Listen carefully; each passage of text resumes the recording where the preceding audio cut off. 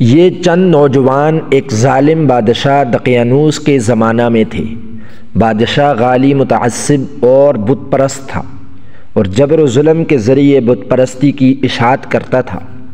ان نوجوانوں نے سچا دین قبول کر لیا تھا۔ ان نوجوانوں کا تعلق اونچے گھرانوں اور عمائدین سلطنت سے تھا۔ حق تعالیٰ نے ان کو ایمان کی دولت سے نوازا تھا۔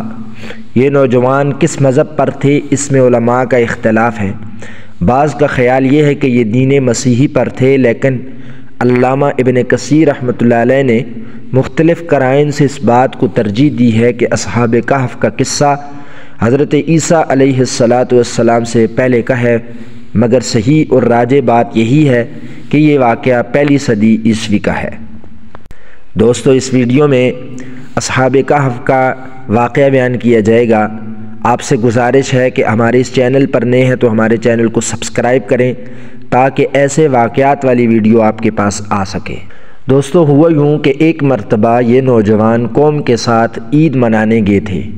اس زمانے کے بادشاہ کا نام دقیانوس تھا۔ بڑا سخت اور سرکش شخص تھا، سب کو شرک کی تعلیم کرتا اور سب سے بت پرستی کراتا تھا۔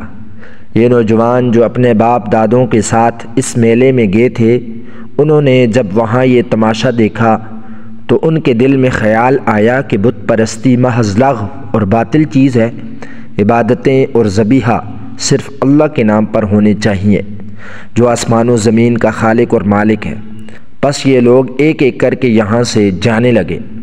ایک درخت تلے جا کر ان میں سے ایک صاحب بیٹھ کے، دوسرے بھی یہیں آئے اور بیٹھ کے، تیسرے بھی، چوتھے بھی، غرض ایک ایک کر کے سب یہیں جمع ہو گئے۔ حالانکہ ایک دوسرے میں تعارف نہ تھا، لیکن ایمان کی روشنی نے ایک دوسرے کو ملا دیا۔ اب سب خاموش تھے۔ ایک کو ایک سے ڈر تھا کہ اگر میں اپنے ما فی الضمیر یعنی جو دل میں ہے اس کو بتاؤں گا تو یہ دشمن ہو جائیں گے۔ کسی کو دوسرے کی نسبت اطلاع نہ تھی کہ وہ بھی اس کی طرح قوم کی اس احکمانہ اور مشرکانہ رسم سے بیزار ہے۔ آخر ایک دانا اور جری نوجوان نے کہا کہ دوستو، کوئی نہ کوئی بات تو ضرور ہے کہ لوگوں کے اس عام شغل کو چھوڑ کر تم ان سے یکسو ہو کر یہاں آ بیٹھے ہو۔ میرا تو جی چاہتا ہے کہ ہر شخص اس بات کو ظاہر کر دے جس کی وجہ سے اس نے قوم کو چھوڑا ہے۔ اس پر ایک نے کہا، بھائی بات یہ ہے کہ مجھے تو اپنی قوم کی یہ رسم ایک آنکھ نہیں باتی، جبکہ آسمان و زمین کا اور ہمارا تمہارا خالق صرف اللہ تعالی ہی ہے، تو پھر ہم اس کے سوا دوسروں کی عبادت کیوں کریں؟ یہ سن کر دوسرے نے کہا، اللہ کی قسم یہی نفرت مجھے یہاں لائی۔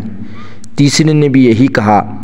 جب ہر ایک نے یہی وجہ بیان کی تو سب کے دل میں محبت کی ایک لہر دوڑ گئی اور یہ سب روشن خیال موحد آپس میں سچے دوست اور ماں جائے بھائیوں سے بھی زیادہ ایک دوسرے کے خیر خواہ بن گئے۔ آپس میں اتفاق اور اتحاد ہو گیا۔ یہ انہوں نے ایک جگہ مقرر کر لی، وہیں اللہ واحد کی عبادت کرنے لگے۔ رفتہ رفتہ قوم کو بھی پتہ چل گیا۔ ان نوجوانوں کو شاہی دربار میں طلب کیا گیا۔ ان نوجوانوں نے بے جھجک بغیر کسی خوف و ہراس کے ظالم بادشاہ کی روبرو اپنے ایمان کا اعلان کر دیا اور اپنی ایمانی جرأت سے لوگوں کو حیرت زدہ کر دیا۔ ارشاد ربانی ہے، اور ہم نے ان کے دل اس وقت مضبوط کر دیے جب وہ دربار میں بادشاہ کے روبرو جواب دہی یا دعوت دین دینے کے لیے کھڑے ہو گئے تھے تو انہوں نے اپنے پروردگار سے یوں دعا کی، اے ہمارے پروردگار، تو ہی ہے جو آسمانوں اور زمینوں کا پروردگار ہے۔ ہم تجھ کو چھوڑ کر کسی غیر کی بندگی نہیں کریں گے، اور اگر ہم ایسا کریں تو یقیناً ہم بہت بے وقوفوں والی بات کرنے والے ہوں گے۔ یہ ہماری قوم جو معبود حقیقی کو چھوڑ کر دوسرے فرضی معبودوں کو اختیار کیے ہوئے ہے، یہ ان کے معبود حقیقی ہونے پر کوئی واضح دلیل کیوں پیش نہیں کرتی؟ لہٰذا اس سے بڑا ظالم اور کوئی ہو ہی نہیں سکتا جو اللہ پر بہتان باندھے یا اللہ کا کوئی شریک بنائے۔ اللہ ایک ہے اور اس کی ساری بادشاہی ہے۔ نوجوانوں کی یہ بات سن کر بادشاہ کو ان کی نوجوانی پر کچھ رحم آیا اور کچھ دیگر مشاغل مانے ہو گئے، اور سب سے اہم بات یہ کہ وہ عمائدین سلطنت اور بڑے گھرانوں کے چشم چراغ تھے، اس لیے ان پر ہاتھ ڈالنا مصلحت کے خلاف تھا۔ اس لیے ان کو چند دن کی مہلت دے دی گئی تاکہ وہ اپنے معاملے میں غور کر لیں۔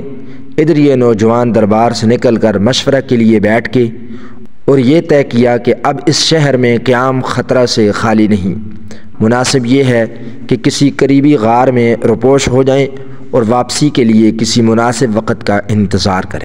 اصحاب کہف جب اپنی قوم سے جدا ہوئے اور ان لوگوں کو چھوڑ کر بالکل علیحدہ ہو گئے تو آپس میں کہنے لگے کہ تم نے اپنی قوم کو چھوڑا اور ان کے باطل معبودوں سے گریز کیا، اور یہ معلوم ہے کہ دوبارہ ان میں واپس ہونے اور اپنے گھر کو لوٹنے میں خیر نہیں ہے، کیونکہ وہ لوگ پھر اپنا دین اختیار کرنے پر مجبور کریں گے۔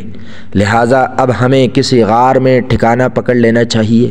آپس میں مشورے سے یہ بات طے تو ہوئی، لیکن انسانی ضروریات کا سوال بھی پیش نظر تھا کہ غار میں رہیں گے تو کھانے پینے اور دیگر ضروریات کا کیا بنے گا۔ اس سوال کو حل کرنے کے لیے آپس میں یوں کہنے لگے کہ ہم کو اللہ تعالیٰ سے خیر کی امید رکھنی چاہیے، انشاءاللہ تعالی ہم پر اللہ کا فضل ہوگا اور وہ ہم پر اپنی رحمت پھیلا دے گا، اور جس مقصد خیر یعنی اللہ تعالیٰ کی طرف پوری طرح متوجہ ہونے کے لیے نکلے ہیں اس کے لیے آسانیاں پیدا فرما دے گا۔ باہمی مشورہ سے غار میں جانا طے ہوا اور اللہ تعالیٰ سے خیر کی امید باندھ لی اور غار میں داخل ہو گئے۔ غار میں داخل ہونے کے بعد ان پر نیند کا غلبہ ہو گیا اور وہ سو گئے۔ اس غار کی جائے وقوع اس طرح سے تھی کہ روزانہ سورج مشرق سے نکلتا اور مغرب میں چھپ جاتا تھا، لیکن اس کی دھوپ ان پر نہیں پڑتی تھی۔ جب سورج نکل کر چڑھتا تھا اور دھوپ پھیلتی تھی تو غار کی داہنی جانب سے اس طرح ہٹی ہوئی رہ جاتی تھی کہ اس کے دروازے تک نہ پہنچتی تھی، اور جب سورج چھپنے لگتا تھا تو اس وقت جو تھوڑی بہت دھوپ ہوتی ہے وہ غار کی بائیں جانب رہ جاتی تھی، یعنی اس وقت بھی دروازے پر دھوپ نہیں پڑتی تھی۔ اصحاب کہف کے اندر رہنے کی کیفیت بتا کر ارشاد فرمایا کہ یہ اللہ کی نشانیوں میں سے ہے۔ اللہ تعالیٰ شانہ نے ان کے دلوں کو مضبوط کیا، اپنی قوم سے جدا ہونے میں انہوں نے ہمت اور جرت سے کام لیا، پھر اللہ کے توکل پر غار میں داخل ہو گئے اور اللہ سے رحمت کی امید باندھ لی، اور اللہ تعالیٰ کی طرف سے آسانی حاصل ہونے کی آرزو کرتے ہوئے غار میں چلے گئے۔ یہ سب کچھ اللہ تعالی شانہ کی طرف سے ہے، اس کی قدرت کی نشانیوں میں سے ہے۔ اس نے دل بھی پکا کیا، ہمت بھی دی، مخلوق سے ہٹنے کا حوصلہ بھی دیا۔ انہوں نے اسباب ظاہرہ پر نظر نہ کی، اپنے مولا حقیقی پر توکل کر کے غار میں داخل ہو گئے۔ اللہ تعالی نے انہیں غار بھی وہ نصیب فرمایا جس میں دھوپ کا گزر ہی نہ تھا۔ اگر دھوپ پڑتی تو اس سے تکلیف پہنچنے اور گرمی سے پریشان ہونے کا اندیشہ تھا۔ سورہ کہف کی 25ویں آیت میں جو غار میں سونے کی مدت بیان کی گئی ہے وہ 309 سال ہے۔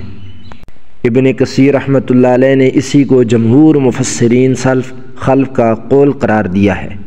اصحاب کہف کتنے تھے اس بارے میں اختلاف ہوا تھا اس وقت کے لوگوں میں، اور اللہ رب العزت نے بھی قرآن میں سورہ کہف میں بھی اس بات کو ذکر کیا کہ بعض لوگوں نے کہا کہ وہ 3 تھے اور چوتھا ان کا کتا تھا، بعضوں نے کہا وہ 5 تھے، چھٹا ان کا کتا تھا، بعضوں نے کہا کہ 7 تھے، 8واں ان کا کتا تھا۔